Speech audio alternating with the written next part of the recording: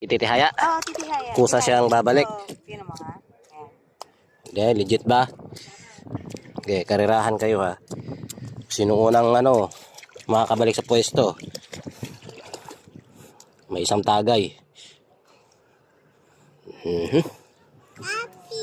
Starfish. Starfish Morgan. Si daddy mo nagbabasketball na.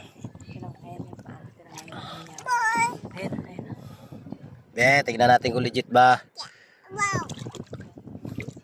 Bagay kasi siyempre kung sa lakas ng alon mababaliktad sila. Pati.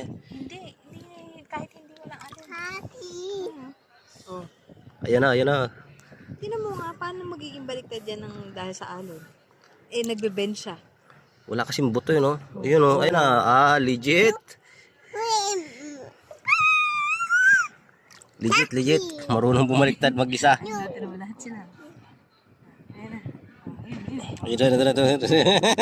Tingnan mo, naglalakad din. Oh. Aba. Hindi, nagpapahagos lang yan. Naglalakad yan.